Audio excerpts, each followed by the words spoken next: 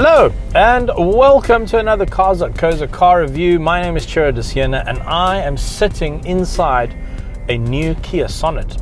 Very exciting. Excited to tell you all about it, but before I do, remember that Cars.co.za is the best place to find your next car and to sell your current car. We now have a sell car product. Just head over to Cars.co.za, top right, click sell car, and our systems will take you through it. Good luck. Let me know what you do with the money.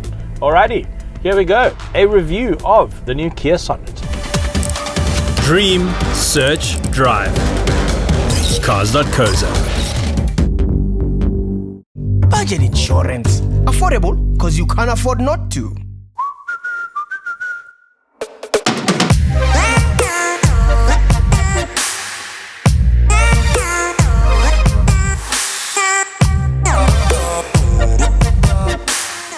So I get asked to give car buying advice a lot. I actually can't keep up. I'm sorry if you message me and I don't get back to you. I literally cannot keep up with the amount of requests for car buying advice. And I get it. It's a big purchase. It's an important thing. It's a difficult decision. And I'm happy to help as many people as I can. And the segment that I get asked most about is this segment that the Kia Sonet finds itself in. It is super competitive. Suffice it to say, there are many cars to choose from if you are shopping in the segment. So why should you buy a Kia Sonet?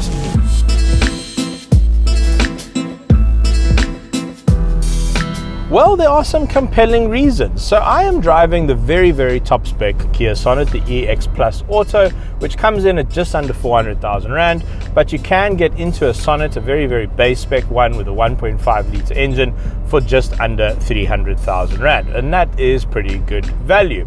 Now that pricing is mostly in line with the competition. However, it is at the higher end. It's more than, say, you're going to pay for a Vitara Brezza or Urban Cruiser. But I do feel like this is a bit more of a premium offering than those cars. Those are sort of cut price SUVs. There's nothing wrong with them. I think they offer amazing value, but this is just a bit more of a premium experience. There's a lot that the Kia Sonet does right. The cabin feels very premium. The ride quality feels very premium. It's a very comfortable car. It's very quiet.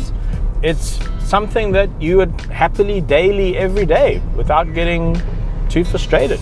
The engine underneath the bonnet is quite punchy. It's a little 1 litre turbo with some kilowatts and some Newton meters, which is probably important, but you probably don't care. Suffice it to say, this is a pretty perky little car.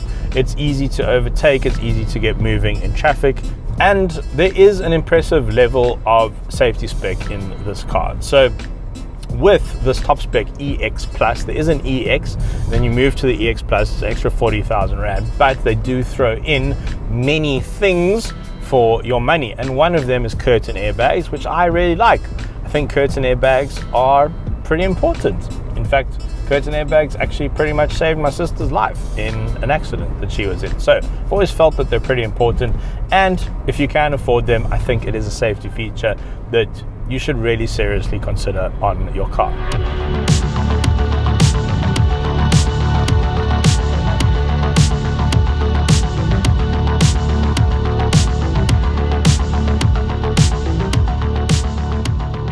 Now, while the ride quality and the engine power are both very impressive, something that does bother me is the controls, specifically the pedals, right? So, the pedals are quite important. It's how you make the car go and stop, and they just don't feel like they've been particularly well tuned. So the throttle modulation, for instance, it doesn't feel like when you apply the throttle in certain ways, or the same way as you did last time, it doesn't feel like you get the same result each time.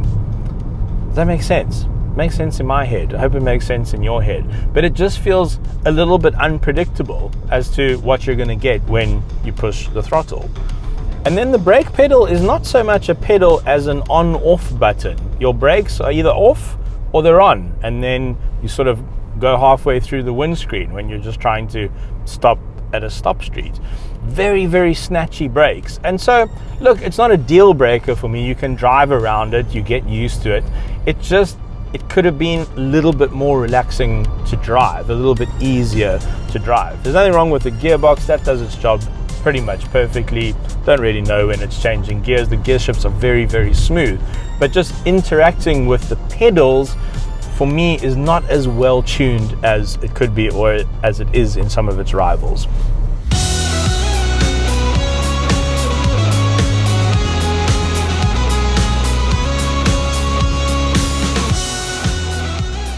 Now, the all-important fuel economy. We are all feeling the pain at the pumps. So how does the Kia Sonet perform? Well, as mentioned, there are two engines to choose from. There's 1.5 and the 1 litre turbo, 3-cylinder. That's the one I'm driving.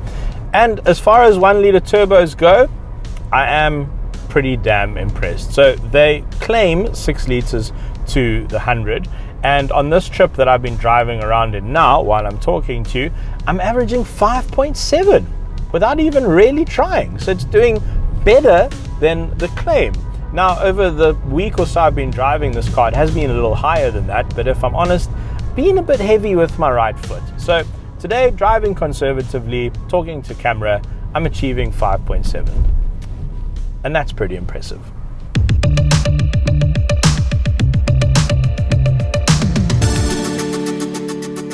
Let us begin this interior scene with the key, which is an actual key. I don't remember the last time I had to put a key into the side of the steering column and turn it so that the engine went on. It's pretty old-fashioned, but what that means is that you don't get keyless entry, so you can't just walk up to the car and open the door, which you can get on some of its rivals, say for instance the Cherry, that opens automatically.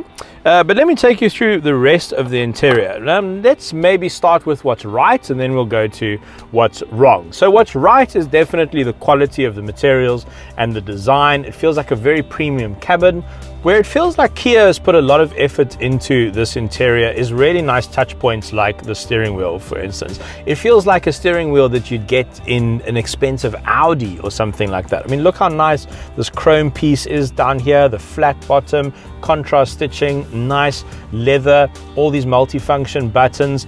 But a little bit of a downside is that the steering wheel only adjusts for rake and not reach. So that's a little bit of a mission, I think. In this top spec EX Plus model, you get this nice leather covering. It is artificial, but it does feel very good, and it's quite a nice design as well. I don't really have any complaints. It's got all the connectivity you could want, Android Auto, Apple CarPlay. You've got automatic climate control in here as well. However, I feel like there are a couple of very obvious little tweaks they could have made to just make the interior that much better. So for instance, there's no automatic windows. So you get that sort of effect. I mean, that seems like a very small thing that could have improved the interior. There's no wireless phone charger available. That's a little bit annoying. It's something you get on the sister car, the Hyundai Venue. Also, this isn't rubberized, it's hard plastic. So when you put your keys there, they just slide around all over the place. A little plastic mat, little rubber mat would have been great. The drinks holders aren't particularly well designed. This morning when I set off to go and film the car, I had some Sprite, always have Sprite on set, keeps me going, and it just fell over and spilled Sprite everywhere. Just not particularly useful. The design of the drinks holders in the door is also not particularly useful. They're at like this weird angle and your drink just sort of falls out. Although the door pockets are a nice size and they're quite useful for stuff. Overall though, I feel like this car is a quality product, and these may sound like trivial little things, but I think if they had been there, overall would have just been a slightly better experience driving the car on a day-to-day basis. But let me quickly take you through what you get extra in this EX Plus model that you don't get in the EX. So the price difference is 30,000 Rand, 360 for the EX automatic with a 1 litre engine, and for this EX Plus 390. And that extra 30,000 Rand, my colleague Dave has helpfully handed a list over to me. So you get side and curtain airbags, that's quite nice. Rear combination LED lights with signature graphic, very nice. 2-inch TFT LCD supervision cluster, so you get a little screen in your instrument cluster. The artificial leather seats with the contrast red stitching, which I mentioned. Folding electric side mirrors, electrochromatic rear view mirror, so it will auto dim. Cruise control, very nice. Automatic climate control, and you've got driving modes, so you can switch into economic, for instance. So that is what you get for your extra 30K if you want to plump up for this top spec model. And overall, I would say this is one of the better interiors in the segment. You spin me right. Okay, well, let's start with this lap belt. I know from previous videos we have pointed out that the car only has a lap belt and not a proper 3-point harness for the middle passenger, that you, our audience, really don't like that. So I've made a habit of pointing it out now in all the cars that I do drive and review, and this is one of them. So you only have a lap belt for your center passenger. You also only have one USB port down here, so your passengers can argue about that. You do get nice rear air vents though, and generally the back seats are pretty well appointed. It's pretty comfy back here. It's pretty good quality. You've got electric windows at the back as well, which is nice, and 2 drinks holders in here. Knee room is pretty good. I would say that's about average with the rest of the segment. You might get a bit more space in something like a Vitara Brezza or an Urban Cruiser, but I'm pretty much splitting hairs there. Overall, yeah, comfortable. I would say comfortable for adults, definitely comfortable for kids. 4 out of 5 stars. Lose a star for the lap belt.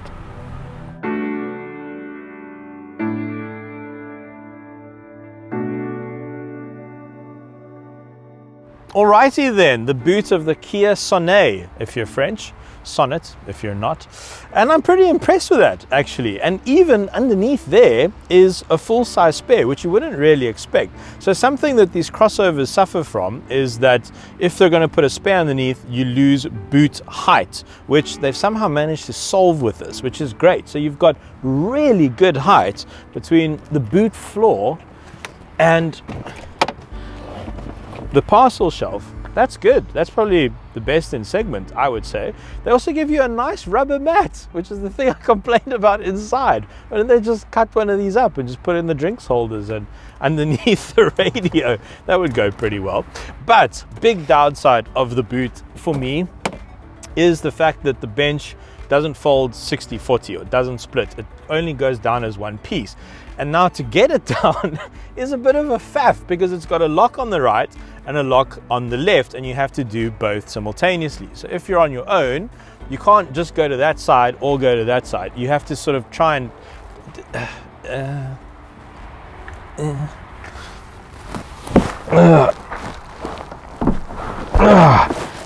was comfortable. Like that. That's what you have to do, which is a bit inconvenient. I feel like that just could have been a little bit better. But maybe I'm splitting hairs here. I don't know. Maybe you don't care about the split bench thing. I think it's way more practical if it does split, but you do get a nice big cargo space when you put the bench down. It's just not completely flat.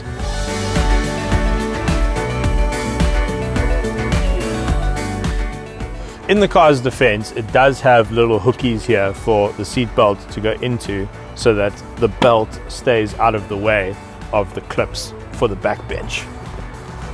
So that's nice.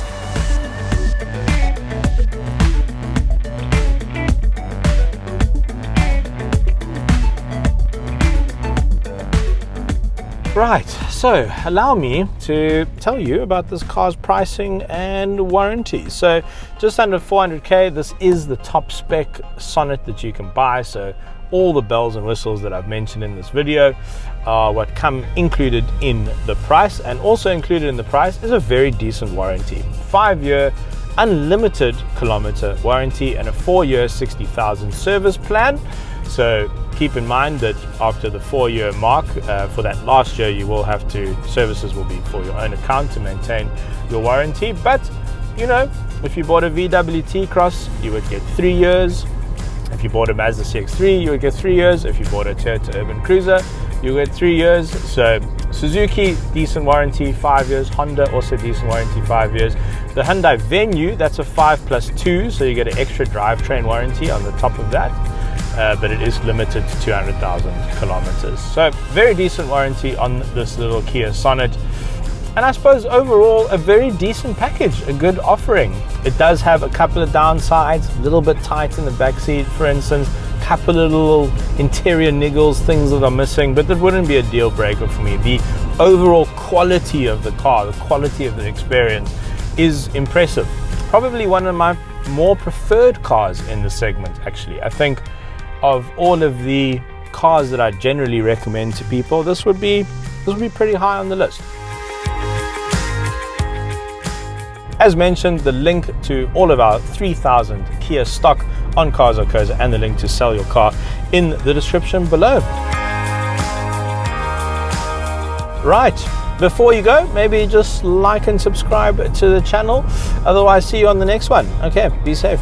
Bye. Cars.co.za is so much more than just a YouTube channel. You've got to check out our app. It's been downloaded over 1 million times in the South African Android store alone. The links are in the description below, and I promise you it is the easiest way to find your next car. Budget insurance. Affordable because you can't afford not to. Cars.co.za.